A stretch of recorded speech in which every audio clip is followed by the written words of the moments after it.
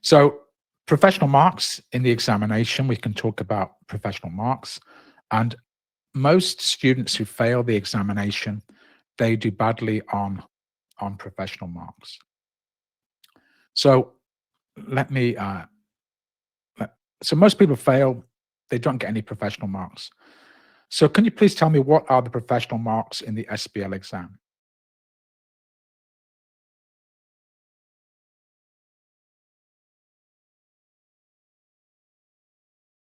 Just tell me in the group chat, what are professional marks in the SBL exam? What are they for? The professional marks in the SBL exam. What are they for?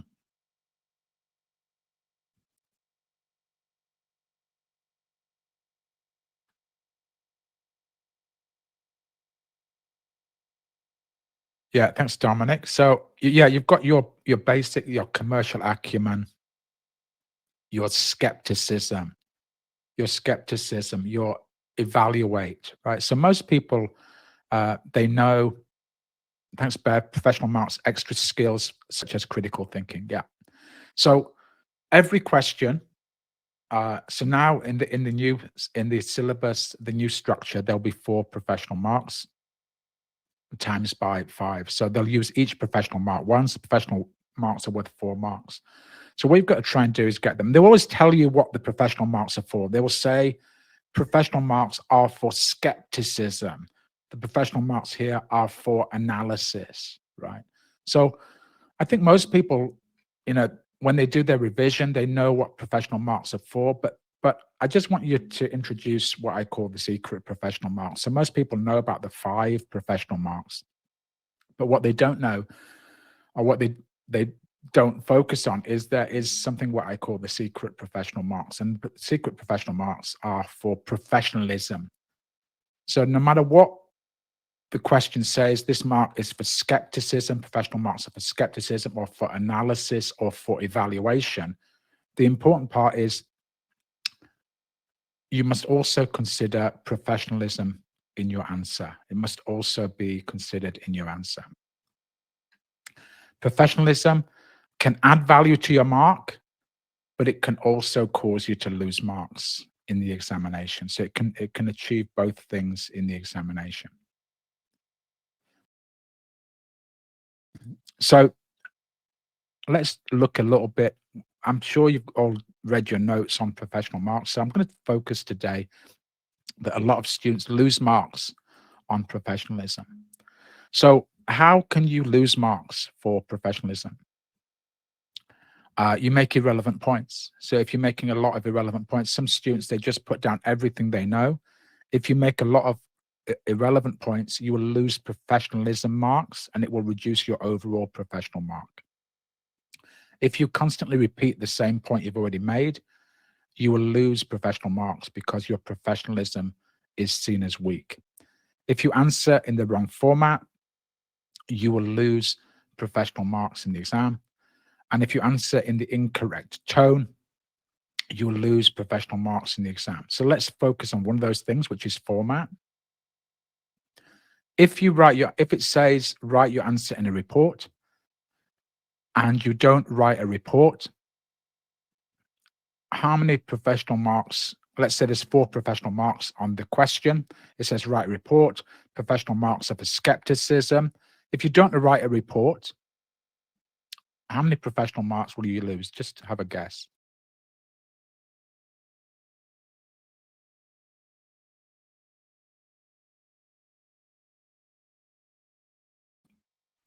So you have to write a report. You don't write a report, how many professional marks will you lose on your answer? Bev says 0. She's going for 0 professional marks. It's not 0. 0 is not the answer. So there's another answer. It's not 0. Anybody else want to guess how many professional marks you're going to lose if you don't do this? How many professional marks you're going to lose? Lose 1, lose all, lose 2. Yeah, so Dominic is correct. So if you write the answer in the wrong format, you will lose half the professional marks. So in the current structure, there are 4 professional marks. If you do the wrong format, if they ask for a presentation and you don't do a presentation, you'll instantly lose half the professional marks in the exam. So it's very important that you focus on the format and get that format right. So let me ask you another question. What is the difference between a report and a briefing paper in the exam? If you ask for a report or you ask for a briefing paper, what's the difference between the two? Or are they the same? What do you think? Report and briefing paper, what's the difference?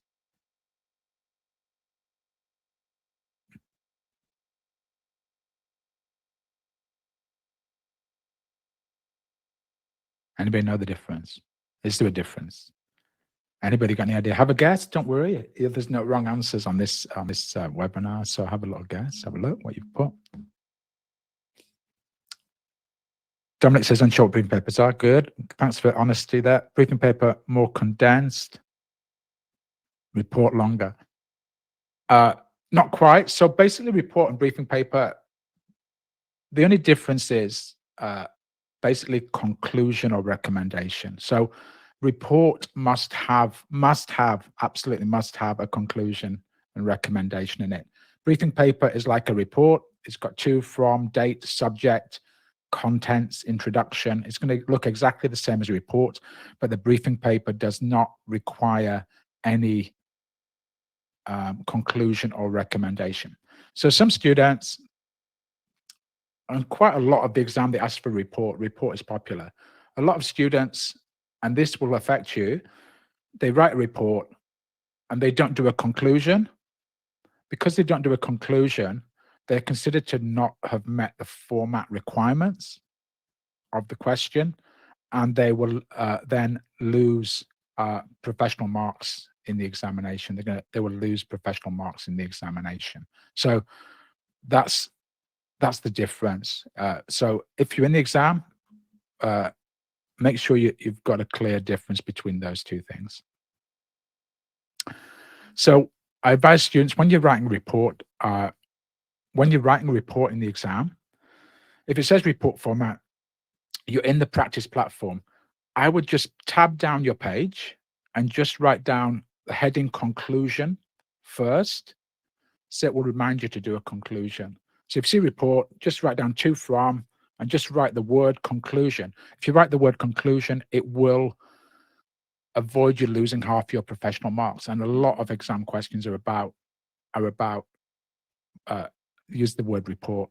So little tip, report format, you see that word report, boom, to, from, subject, and then just move down the page and write down conclusion. So you will never forget to write your conclusion, and you will never lose half the professional marks, which is 2 marks is quite a lot to lose in the examination. So don't do that. As a little tip for you there.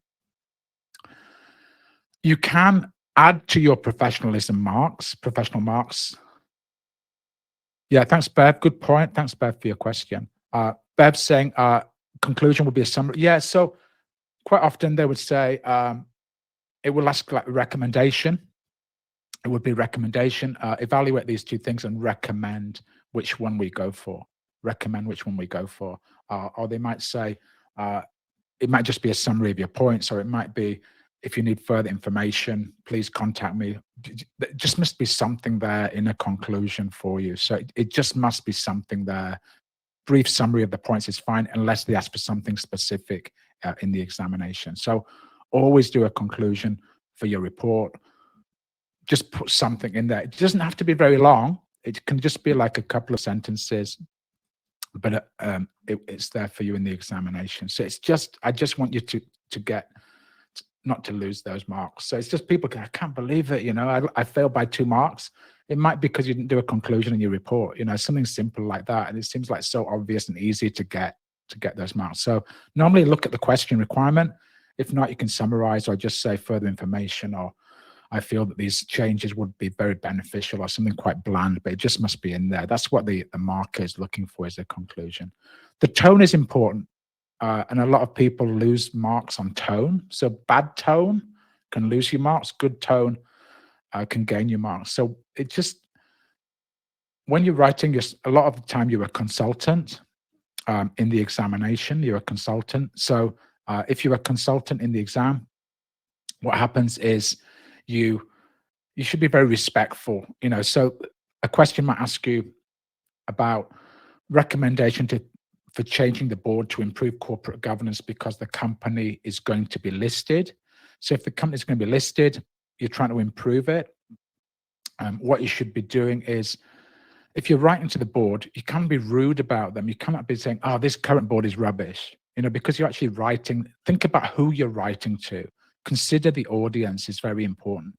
So don't complain about the current board if you're writing to them, because as a consultant, you would never do that. So just think about the audience, very important. And also put your important points first. Try to get it in some decent order. That will help to gain professional marks in the examination. If you'd like your answers are scattergun, it can lose marks for you. If your answers are well laid out and presented with the important points first, it can gain you marks in the exam. You also need to meet all the requirements, right? So if the question asks for 4 requirements and you don't complete all 4, you will lose technical marks, but you'll also lose professional marks as well. So it's like a double loss for you in the examination. So if there are 4 requirements, they ask for benefits and problems, you just do benefits, but you don't do problems, then you will lose technical marks, but you'll also lose professional marks because you haven't completed all the requirements of the question. So that's also a very important point to consider. And it's a double loss, technical and professional marks.